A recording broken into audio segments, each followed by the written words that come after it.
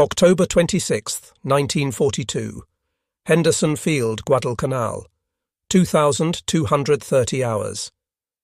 Staff Sergeant Mitchell Page gripped the wooden stock of his water-cooled Browning machine gun as waves of Japanese infantry emerged from the jungle darkness. The distinctive sound of Arisaka rifles cracked through the humid night air. But something was different this time. Alongside the familiar staccato of marine-operated bolt-action Springfields came a new sound, the rapid rhythmic bark of semi-automatic rifle fire. The 164th Infantry Regiment of the North Dakota National Guard had arrived on Guadalcanal 13 days earlier, on October 13, 1942, becoming the first U.S. Army unit to engage in offensive action against the Japanese. They carried with them a weapon that would permanently alter the dynamics of infantry combat. What the Japanese soldiers charging toward Henderson Field didn't know was that they were about to encounter the first mass deployment of semi-automatic rifles in Pacific combat. The M1 Garand had arrived, and with it, the entire calculus of small unit warfare was about to change forever. The Pacific War had exposed a critical vulnerability in American infantry doctrine. Japanese tactics, perfected during years of combat in China, relied heavily on the Banzai charge, massed infantry assaults designed to overwhelm defensive positions through sheer aggression and numerical superiority. These tactics had worked devastatingly well against Chinese conscripts armed with slow-firing Mauser rifles. The tactical realities of bolt-action warfare were brutal but simple. A trained soldier with a bolt-action rifle could fire approximately 15 aimed rounds per minute. Between each shot, he had to manually operate the bolt, lifting, pulling back, pushing forward, and locking down. During those precious seconds, an attacking force could cover 10 to 15 yards of open ground. In the dense jungle terrain of the Pacific, where engagement distances rarely exceeded 100 yards, this rate of fire limitation could prove fatal. The Imperial Japanese Army understood these tactical limitations intimately. Their Type 38 and Type 99 Arisaka rifles, while excellent bolt-action weapons, fired at the same limited rate as the American Springfield M1903. Japanese tactical doctrine compensated for this limitation through aggressive close-quarters combat, emphasizing the bayonet charge and the psychological impact of massed assault. But in the machine shops of Springfield Armory, Massachusetts, a quiet evolution had been taking place since 1936. The M1 Garand had officially replaced the M1903 Springfield as the U.S. service rifle on January 9, 1936. This wasn't just an incremental improvement, it was a complete reimagining of what an infantry rifle could be. The strategic implications extended far beyond individual firefights. Modern warfare had become a contest of industrial capacity as much as tactical skill. The nation that could arm its soldiers with superior weapons in sufficient quantities would hold a crucial advantage. Germany had recognized this principle with their development of the MG-34 machine gun. Japan had invested heavily in naval aviation. But America was about to demonstrate that the individual rifleman, properly equipped, could still determine the outcome of battles. John Cantius Garand was an unlikely innovator. Born on January 1, 1888, just outside Montreal in St. Remy, Quebec, Canada, he moved with his family to Connecticut at age 11, becoming a bobbin boy in a textile mill by age 12. His mechanical genius manifested early. He designed and patented a screwjack at age 14. In 1919, Garand joined Springfield Armory, where he began working on the development of a semi-automatic rifle. His initial designs struggled to gain traction, but his relentless pursuit of improvement eventually led him to develop a unique gas-operated mechanism that set the M1 apart from its competitors. This design utilized the gas expelled from a fired cartridge to cycle the action, allowing for rapid successive shots without manual reloading. The M1 Garand was a masterpiece of mechanical engineering and practical design. Weighing only 9.5 pounds, it had a rigidly supported barrel and fired semi-automatically from an 8-shot on-block clip.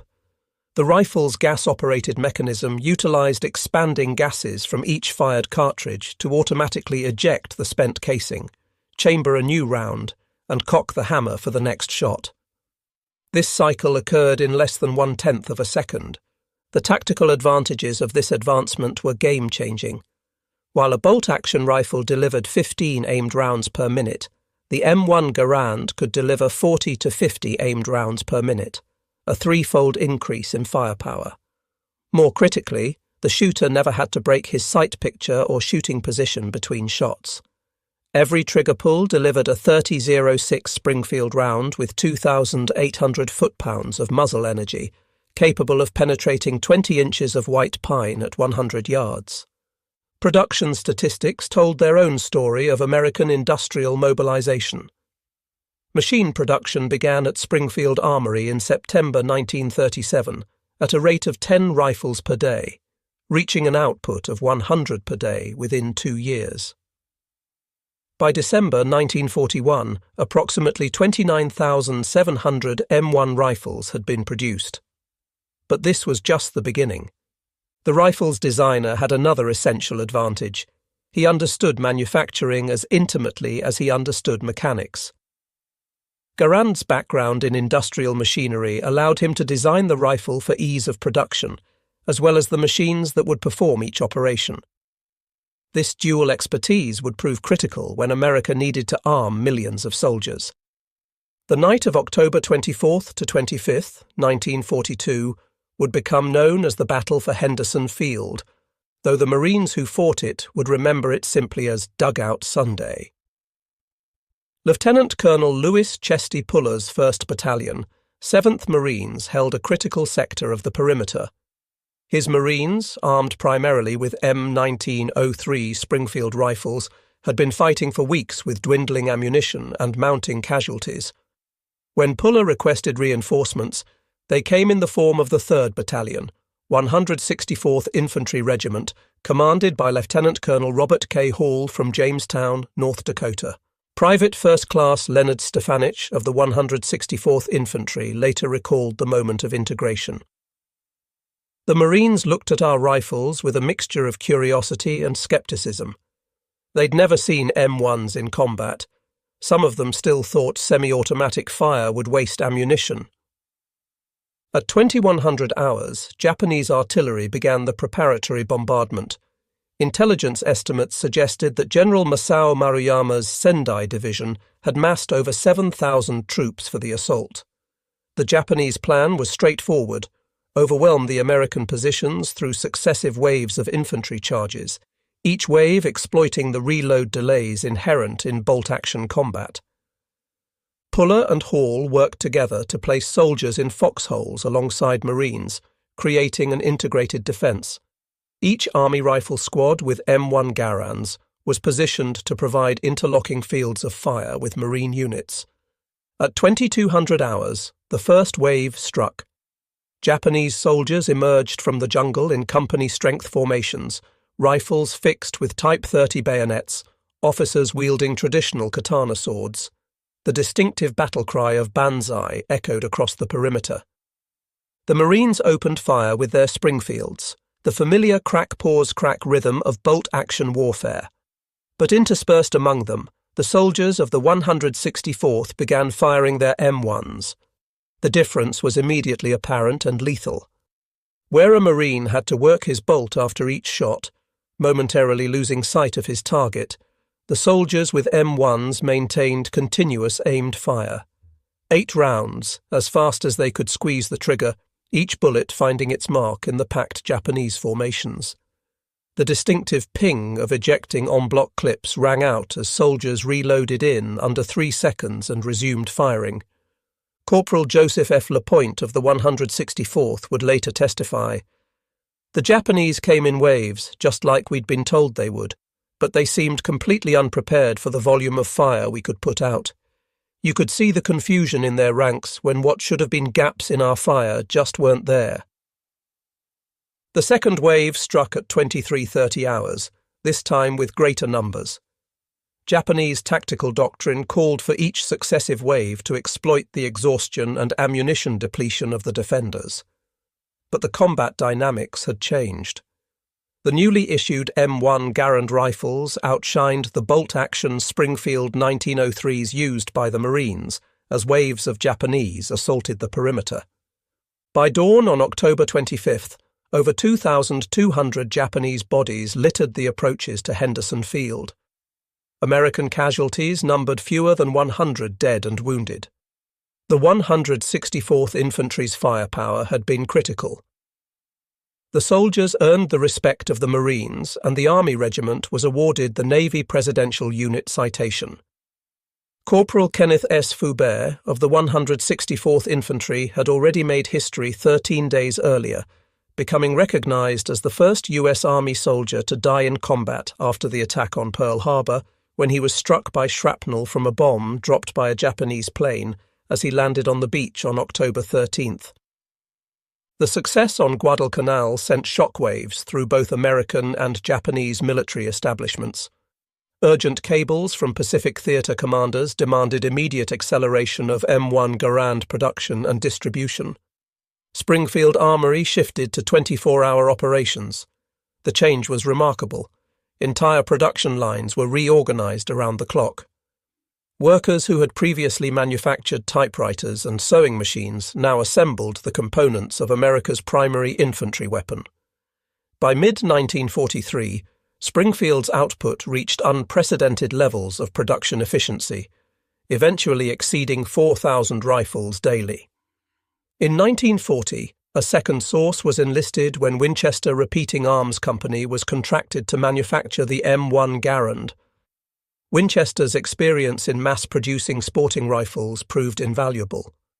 Their New Haven, Connecticut factory retooled entire production lines, implementing innovative manufacturing techniques that further streamlined production. The modernization of Winchester's factory represented American industrial mobilization at its peak. Peacetime manufacturers of sporting goods became arsenals of democracy. Winchester employed over 15,000 workers by 1943, running 3 shifts continuously. Women who had never before worked in arms manufacturing became expert rifle assemblers. Quality control inspectors checked every rifle at 37 different points in the production process. By 1941, production rates had increased dramatically, reaching over 600 rifles per day. In total, approximately 5.4 million M1 Garands were produced during the war years. This massive output was achieved through a combination of traditional craftsmanship and modern mass production techniques that had never before been applied to military firearms on such a scale. Each rifle required 150 separate manufacturing operations. The receiver alone demanded 72 distinct machining steps. Barrel production involved deep hole drilling through 24 inches of specialized ordnance steel, maintaining tolerances of 2/10,000ths of an inch. The rifling process cut 6 grooves in a right-hand twist, 1 turn in 10 inches, optimal for stabilizing the .306 cartridge. But production was only half the equation. The rifles had to reach combat units across 2 oceans.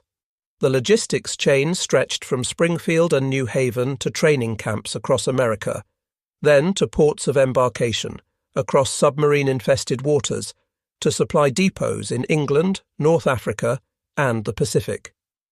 November 8, 1942. Operation Torch. As the 164th Infantry continued fighting on Guadalcanal, American forces landed in North Africa.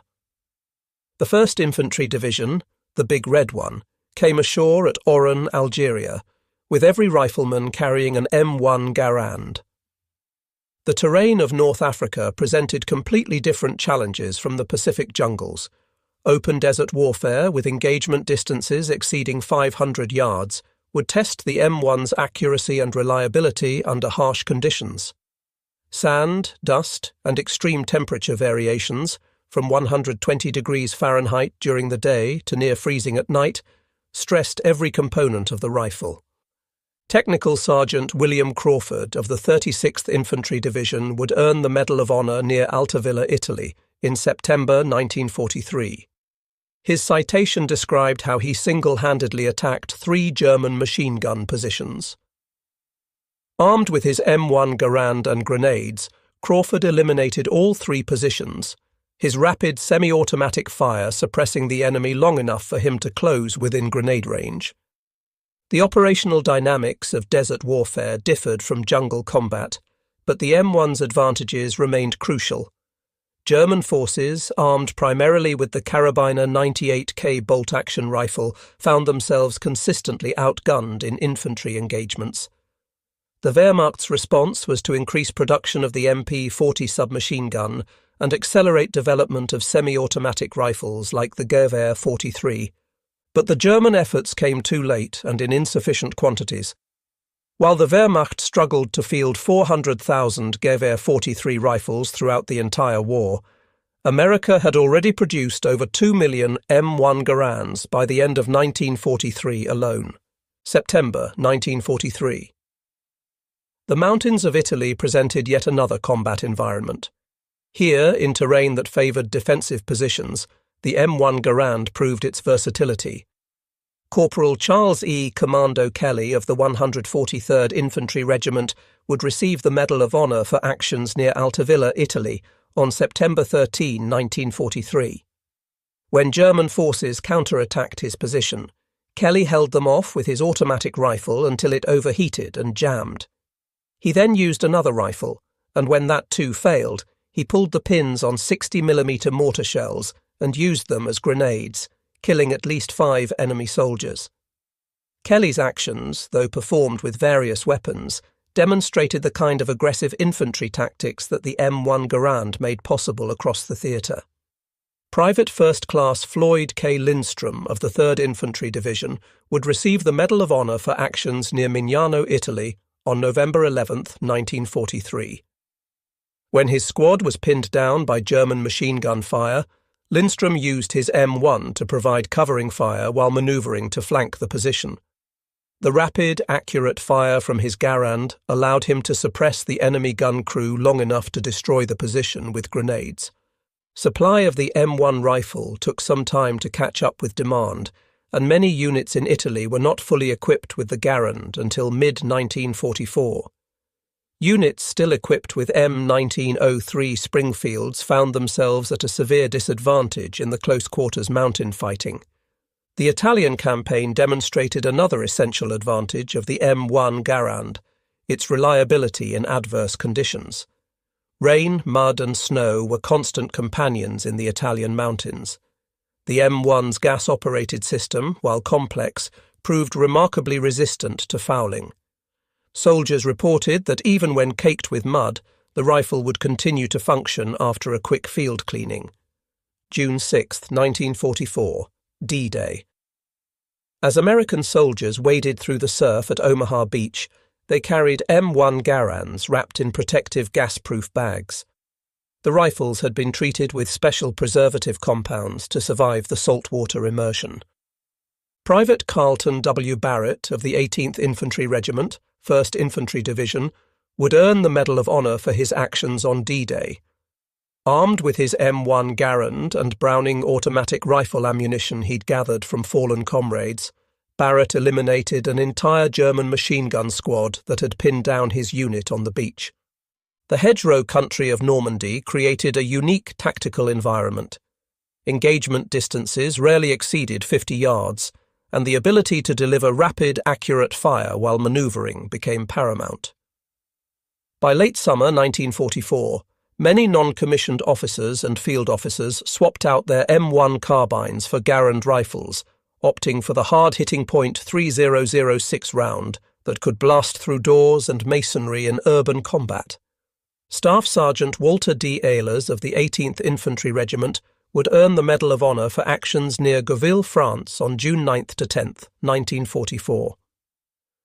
Over 2 days of intense combat, Ehlers used his M1 Garand to eliminate multiple German positions, at one point single-handedly attacking a mortar position and killing its crew with rapid semi-automatic fire. The Battle for St. Lo, July 1944, demonstrated the M1's effectiveness in urban warfare. House-to-house fighting required weapons that could penetrate walls and barriers. The .306 round fired from the M1 could punch through brick walls that would stop lesser calibers. German soldiers quickly learned to fear the distinctive sound of multiple M1s firing in rapid succession. October 20th, 1944, Leyte Gulf, Philippines. General Douglas MacArthur waded ashore, fulfilling his promise to return. With him came 4 army divisions, fully equipped with M1 Garands, about to face the most fanatical Japanese resistance of the war. The Philippines campaign would test every aspect of the M1 Garand's design. Monsoon rains, tropical humidity approaching 100%, salt corrosion from sea spray, and the ever-present mud of jungle warfare. Japanese forces, now fully aware of American firepower superiority, had adapted their tactics. Instead of massed Banzai charges, they employed infiltration tactics, spider holes, and interconnected tunnel systems. Private First Class Dirk J. Vlug of the 126th Infantry Regiment, 32nd Infantry Division, would demonstrate the M1's effectiveness in this new tactical environment. On December 15, 1944, near Limon, Leyte, Vlug single-handedly assaulted 5 Japanese positions. Armed with his M1 Garand and a rocket launcher captured from a wounded comrade, he eliminated multiple enemy strongpoints, his rapid rifle fire keeping Japanese defenders suppressed while he manoeuvred. The Battle for Manila, February 1945, would see urban warfare on a scale not previously encountered in the Pacific. Every building became a fortress, every room a potential killing field. The M1 Garand's power became essential. Its .306 rounds could penetrate walls, doors, and improvised barricades that would stop lesser calibers. Technical Sergeant Donald E. Rudolph of the 20th Infantry Regiment would earn the Medal of Honor during the fighting for Manila. On February 5, 1945, Rudolph cleared an entire city block virtually single-handed, using his M1 Garand to eliminate Japanese defenders from fortified positions. His citation noted that he fired over 400 rounds during the 6-hour engagement, with his M1 functioning flawlessly throughout. April 1, 1945, Operation Iceberg. The invasion of Okinawa represented the largest amphibious assault of the Pacific War. Over 180,000 American soldiers and Marines would land on the island, virtually all armed with M1 Garands or M1 carbines. The Japanese defense of Okinawa represented their most sophisticated tactical evolution of the war. General Mitsuru Ushijima had prepared a defense in depth, utilizing the island's natural cave systems and coral ridges. Instead of attempting to stop the Americans at the beach, he would bleed them white in a battle of attrition. Private First Class Desmond Doss, a medic with the 77th Infantry Division, would earn the Medal of Honor without ever firing a weapon. But the men he saved relied on their M1 Garands to suppress Japanese positions while Doss evacuated wounded soldiers. On May 5, 1945, during the assault on the Maida Escarpment, Hacksaw Ridge, soldiers of the 77th Infantry Division delivered covering fire with their M1s, while Doss single-handedly evacuated 75 wounded men. Corporal Thomas J. Coolidge of the 96th Infantry Division described the intensity of the fighting. The Japanese had learned. They didn't charge anymore. They made us come to them, fighting for every cave, every pillbox. Without the M1, we would have been overwhelmed. When a spider hole opened up, you had to put 8 rounds on it immediately, or someone died. The Battle for Sugarloaf Hill, May 12th to 18th, 1945, epitomized the savage nature of Okinawa combat. Marines and soldiers fired over 30,000 rounds of .30 cal 06 ammunition per day during the 6-day battle. M1 Garands, fired until their barrels glowed red, delivered the sustained firepower necessary to suppress Japanese positions. Private First Class Clarence B. Craft of the 382nd Infantry Regiment would earn the Medal of Honor on May 31, 1945, at Hen Hill, Okinawa. Armed with his M1 Garand and grenades, Craft single-handedly assaulted a Japanese-held escarpment, eliminating multiple machine gun positions and killing dozens of enemy soldiers in close combat. His rifle's rapid-fire capability allowed him to suppress enemy positions while maneuvering up the steep slope. By the battle's end on June 22, 1945, American forces had suffered over 50,000 casualties. Japanese losses exceeded 100,000 dead. The M1 Garand had proven itself in the war's most brutal combat environment, functioning reliably despite the mud, rain and constant use that characterized the 82-day campaign. The numbers told an irrefutable story of industrial might and tactical superiority. Production statistics. Total M1 Garands produced during World War II, 5,468,772. Springfield Armory production, approximately 3.5 million rifles. Winchester production, over 500,000 rifles. Peak daily production, over 5,000 rifles per day across all facilities. Total .30-06 ammunition produced, 47 billion rounds. Cost per rifle, $85 in 1945, approximately $1,200 in modern currency. Combat effectiveness metrics: rate of fire advantage, 300% over bolt-action rifles. Effective range, 500+ yards with iron sights. Maximum effective range, 1,000 yards. First-round hit probability at 300 yards, 73% for trained marksmen. Sustained fire capability, 100+ rounds before significant accuracy degradation. Mean rounds between failure, 5,000+ rounds. Barrel life, 10,000+ rounds before replacement needed. The numerical advantage was undeniable. A standard U.S. Army rifle squad of 12 men with 10 M1 Garands and 2 Browning automatic rifles could deliver 400 to 500 aimed rounds per minute. An equivalent Japanese squad with Arisaka rifles could manage only 150 to 180 rounds per minute. This threefold firepower advantage at the squad level translated into conclusive tactical superiority in virtually every engagement. Master Sergeant John C. Clark of the 7th Infantry Division calculated that during a typical engagement on Okinawa, his platoon expended ammunition at a 4-to-1 ratio compared to Japanese units, while achieving a 6-to-1 casualty ratio in their favour. Simple arithmetic, he noted in his after-action report. We could shoot faster, more accurately, and didn't have to expose ourselves working a bolt. German after-action reports captured in 1945 consistently noted American small arms superiority. A Wehrmacht training circular from December 1944 stated, "The American infantry's firepower at the squad level exceeds our own by a factor of 3. Frontal engagements at ranges under 300 meters should be avoided unless supporting weapons are available."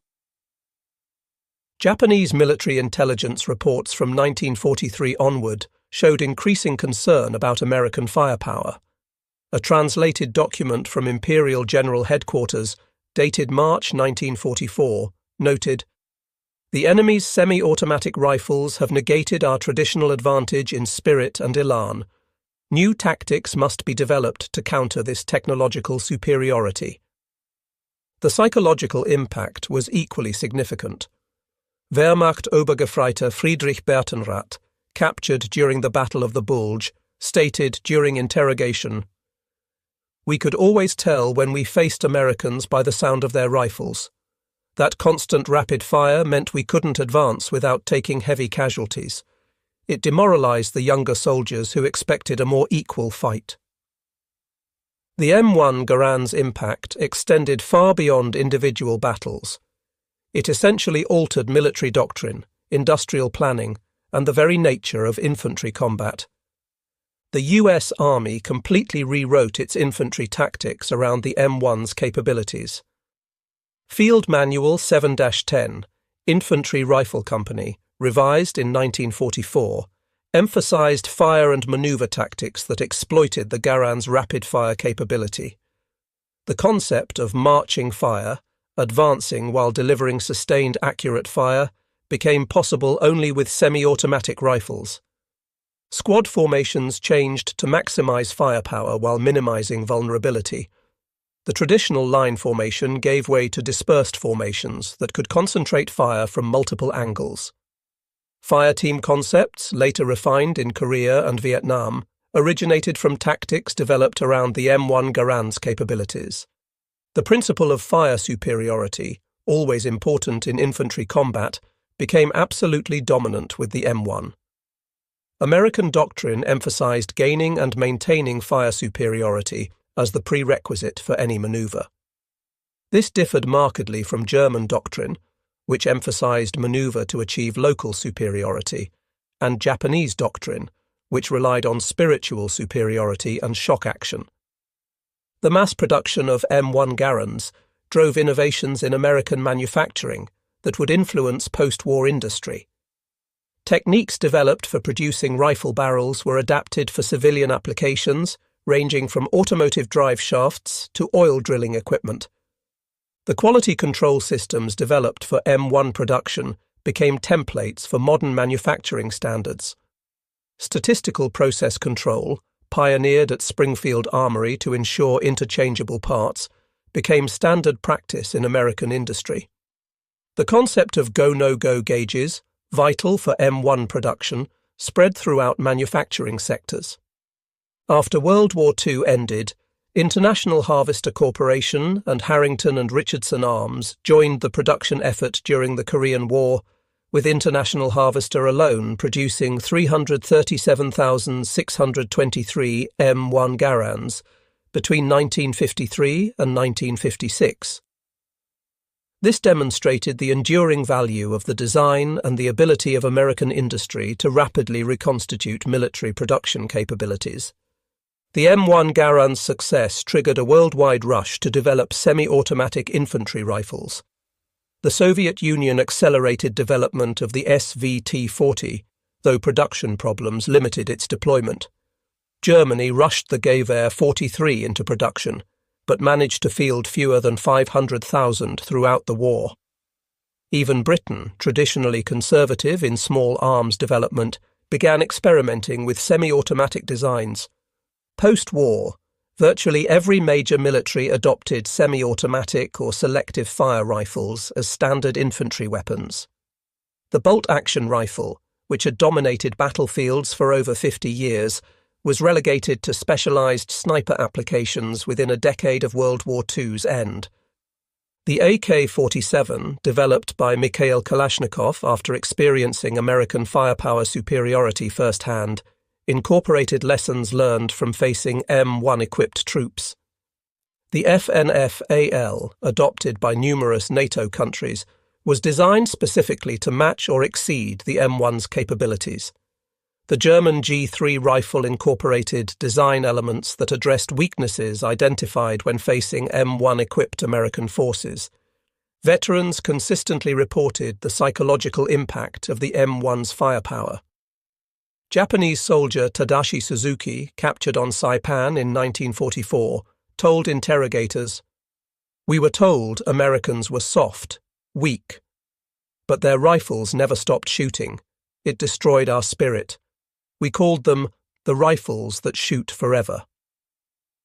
German Feldwebel Hans Müller, captured in the Hürtgen forest, stated, "We knew when we faced Americans by the sound of their rifles. That rapid bang-bang-bang meant taking cover and waiting for artillery. We couldn't match their rifle fire. It was like fighting men armed with machine guns." The distinctive ping of the M1's ejecting clip, initially thought to be a tactical disadvantage, actually became a psychological weapon. Veterans reported that the sound often caused enemy soldiers to expose themselves prematurely, thinking Americans were reloading, only to be cut down by other squad members whose rifles were still loaded. The M1 Garand's 8-round en-bloc clip system modernized ammunition supply. Clips could be preloaded at supply depots, sealed in waterproof containers, and distributed to front-line units. A soldier could carry 80 rounds in 10 clips more easily than 60 rounds in loose ammunition or stripper clips. The standardization around .306 ammunition simplified logistics considerably. The same round was used in the M1 Garand, the M1903 Springfield, still used for sniping and grenade launching, the Browning automatic rifle, and most American machine guns. This commonality reduced supply complications and allowed ammunition sharing between different weapons systems. General George Patton described it as the greatest battle implement ever devised. This wasn't mere hyperbole from a general known for colourful statements.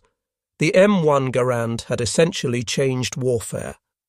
When North Korean forces crossed the 38th parallel on June 25, 1950, American forces rushed to respond. Many of the M1 Garands pulled from storage had seen combat in World War II. The rifles, some showing rebuild stamps from multiple arsenals, proved that good design and quality manufacturing could produce weapons with extraordinary service lives. When war broke out on the Korean peninsula in 1950, soldiers and Marines picked their M1 rifles back up and went to fight. The frozen hills of Korea presented new challenges. Temperatures dropping to -35 degrees Fahrenheit tested every component. But John Garand had designed his rifle to function in extreme cold as well as heat. While Chinese forces struggled with frozen bolt actions, American troops found their M1s still functioned reliably with proper maintenance. Master Sergeant Roy Benavides, who would later earn the Medal of Honor in Vietnam, first saw combat in Korea with an M1 Garand. He recalled, "At the Pusan perimeter, we were outnumbered sometimes 10 to 1. The M1 was the equalizer. When the Chinese came in their human waves, our sustained fire broke them every time." Technical Sergeant Vernon McGarity of the 393rd Infantry Regiment had earned the Medal of Honor during the Battle of the Bulge. Wounded severely in the face and legs by artillery on December 16, 1944, McGarity refused evacuation and returned to his unit near Krinkelt, Belgium. Using various weapons, including rifles, to hold off German attacks, he was eventually captured after his position was overrun. President Harry Truman presented him with the Medal of Honor on January 11, 1946. McGarity's experience, though primarily with crew-served weapons, demonstrated the kind of determined defensive fighting that M1-equipped units could sustain. The Battle of Chipyong-ni, February 1951, demonstrated the M1's continued relevance. Surrounded Chinese forces launched massive night attacks against the 23rd Infantry Regiment. Private First Class Herbert K. Pililau would posthumously receive the Medal of Honor for his actions during the battle. When his squad was overrun, Pililau fought with his M1 until ammunition was exhausted, then used it as a club, and finally fought with his bare hands until killed. His M1's rapid fire had allowed him to hold his position long enough for reinforcements to arrive and save his unit. The M1 Garand was officially replaced by the M14 rifle on March 26, 1958.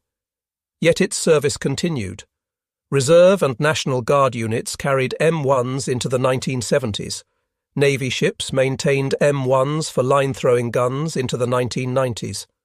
The Greek army used M1 Garands in combat as late as 1974 during the Turkish invasion of Cyprus.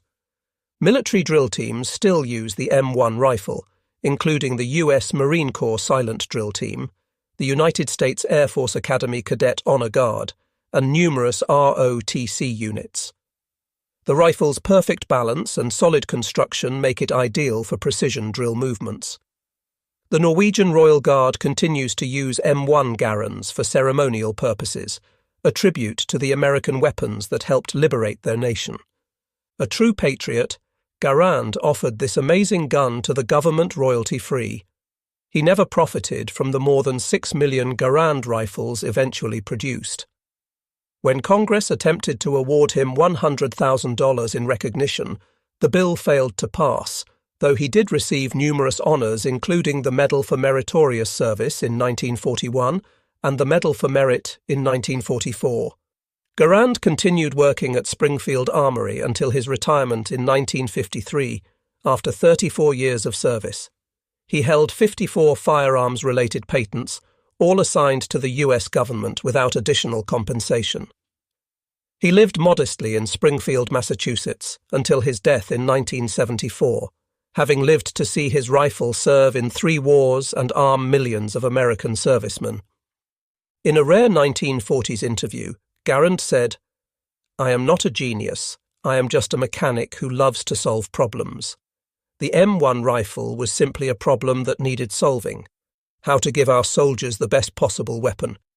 If my rifle saved even one American life, then my work was worthwhile." Beyond production figures and technical specifications, other numbers told the M1 Garand's true story. American infantry casualties in World War II, 661,000. Japanese infantry casualties facing American forces, estimated 1.5 to 2 million. German infantry casualties on the Western Front, approximately 800,000. Kill ratio advantage for M1 equipped units, 3-to-1 to 6-to-1 depending on terrain. Estimated enemy soldiers killed by M1 rifle fire, over 750,000. American lives saved by superior firepower, estimated 200,000 plus.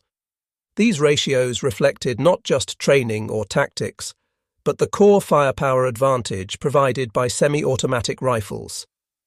Military historians calculate that American casualty rates would have been 30 to 40% higher with bolt-action rifles, potentially adding 200,000 or more American deaths.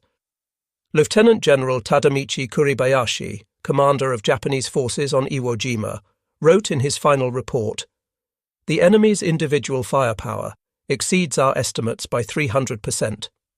Each American rifleman possesses the firepower of 3 of our soldiers. This disparity cannot be overcome by spiritual strength alone." Field Marshal Erwin Rommel noted in his diary after observing American forces in North Africa, "Their individual weapons, particularly their semi-automatic rifles, give them a conclusive advantage in meeting engagements. We must avoid infantry confrontations where possible." Private First Class Audi. Murphy, the most decorated American soldier of World War II, credited the M1 Garand with saving his life numerous times. During his Medal of Honor action on January 26, 1945, Murphy used an M1 Garand to hold off an entire German company, firing over 200 rounds in a single engagement. "The M1 never let me down," he later wrote. "When everything else failed, when artillery couldn't reach, when air support wasn't available, that rifle kept me alive." Soviet Marshal Georgy Zhukov, observing American forces during joint operations in 1945, commented, "The American soldier is well armed. His semi-automatic rifle gives him a significant advantage in combat. We must develop similar weapons for the Red Army." This observation contributed directly to Soviet development of the SKS, and later the AK-47. The M1 Garand became more than a weapon. It became a symbol of American industrial capability and democratic strength. The rifle that armed citizen soldiers from farms and factories proved superior to weapons carried by professional warriors of totalitarian regimes. Post-war surveys of veterans revealed that 94% rated the M1 Garand as excellent or very good. When asked what single piece of equipment most contributed to victory, the M1 Garand consistently ranked in the top 3, alongside the Jeep and the C-47 transport aircraft. Bill Mauldin, the famous World War II cartoonist, captured the relationship between American soldiers and their M1s in his Willie and Joe cartoons. In one memorable panel, a soldier is shown carefully cleaning his muddy M1 while ignoring his own filthy condition, with the caption, "I'll worry about me after I take care of her. She takes care of me." After World War II, America distributed M1 Garands to allies worldwide through military assistance programs. The rifle armed forces in South Korea, 600,000 rifles. Greece, 200,000 rifles. Turkey, 312,000 rifles. Iran, 165,000 rifles. Philippines, 150,000 rifles. Pakistan, 130,000 rifles. Denmark, 85,000 rifles. Norway, 75,000 rifles. Italy, 232,000 rifles, including those manufactured under license.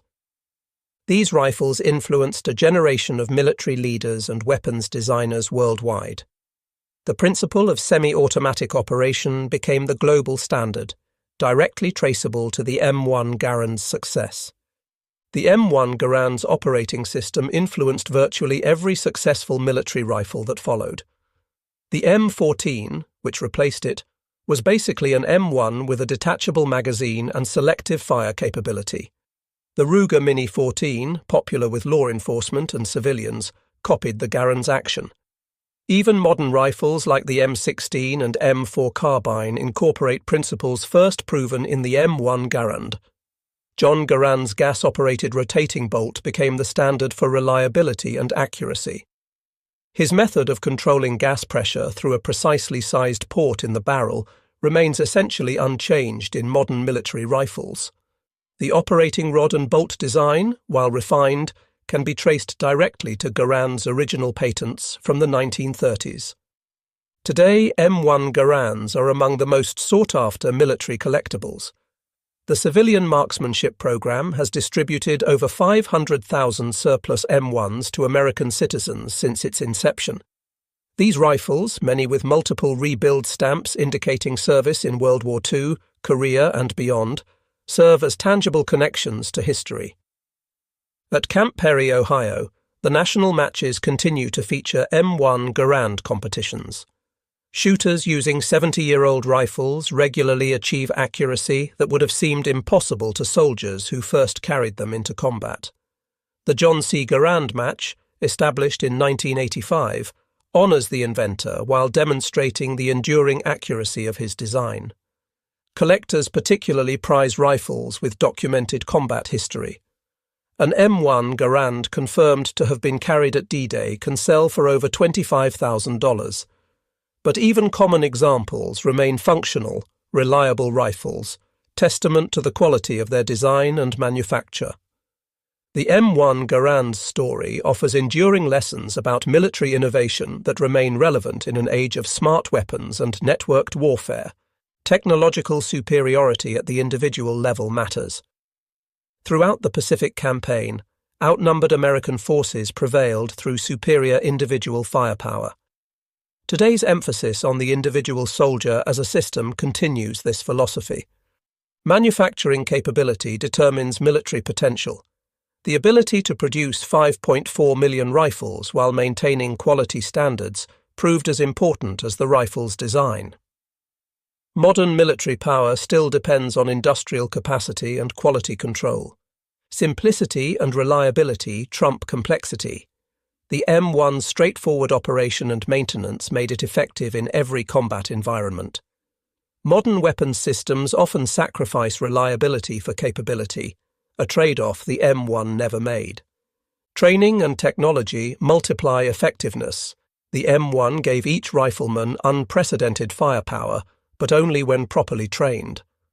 The synthesis of superior equipment and superior training created unmatched combat effectiveness. Industrial democracy can outproduce totalitarian command economies. American factories, converted from civilian production, outproduced purpose-built Axis armaments industries. This lesson remains relevant in an era of industrial competition between democratic and authoritarian powers. Perhaps the greatest testament to the M1 Garand came from America's enemies. After the war, both German and Japanese military institutions studied the M1 intensively. Their conclusion was unanimous. The semi-automatic rifle had been the determining factor in American infantry superiority. A captured Japanese training document from 1944 stated simply, "Avoid direct engagement with American rifle units unless possessing 3-to-1 numerical superiority or supporting weapons. Their individual firepower negates our spiritual advantage." A German report from the Waffen-SS training school at Bad Tölz, dated January 1945, noted, "The American semi-automatic rifle has changed the nature of infantry combat. Our troops must be trained to expect and counter sustained rapid fire from individual riflemen. Traditional assault tactics are obsolete against such firepower. Corporal Charles E. Commando. Kelly, who earned the Medal of Honor in Italy, reflected years later. People ask me what won the war. Was it the atomic bomb, the B-29, the Sherman tank? I tell them it was simpler than that. It was the M1 rifle. Every GI had one, every GI could use it, and it never let us down. Technical Sergeant Vernon McGarity, despite being captured shortly after his Medal of Honor action at the Battle of the Bulge, witnessed firsthand the impact of American firepower on German forces. The extraordinary defensive action his unit mounted, though ultimately overwhelmed, demonstrated the staying power that M1-equipped units possessed even against superior numbers. Marine Private First Class Albert E. Schwab, who posthumously received the Medal of Honor on Okinawa, wrote in his last letter home, "Mum, this rifle they gave me is something special.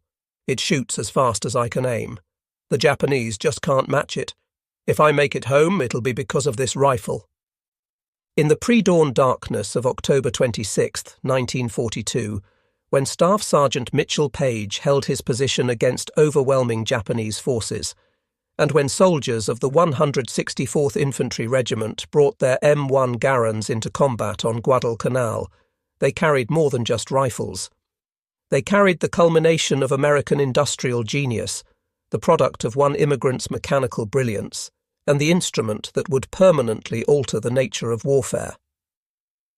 From that night on Henderson Field to the final shots fired in August 1945, the M1 Garand proved itself in every theatre, every climate, and every type of combat. It armed citizen soldiers who had never before fired a weapon in anger and turned them into the most effective infantry force the world had ever seen. The numerical facts were irrefutable. 5,468,772 rifles produced, arming over 16 million American servicemen, achieving casualty ratios that had never before been seen in modern warfare. But beyond the numbers lay a more basic truth. The M1 Garand had democratized firepower, giving individual soldiers capabilities that previously required crew-served weapons. General Douglas MacArthur stated, "The Garand rifle is one of the greatest contributions to our armed forces." This contribution extended beyond military victory. The M1 Garand represented American values made manifest in steel and wood, innovation, quality, reliability, and the belief that superior technology in the hands of free citizens could overcome tyranny. The M1 Garand didn't just change tactics or doctrine, it changed the essential nature of ground combat. For the first time in history, the individual rifleman possessed firepower that could dominate the battlefield. This shift from bolt action to semi-automatic warfare was as significant as the earlier transition from single-shot to magazine-fed rifles. Today, when military historians analyse the factors that led to Allied victory in World War II, they cite industrial capacity, logistics, air superiority, and code-breaking. All were vital.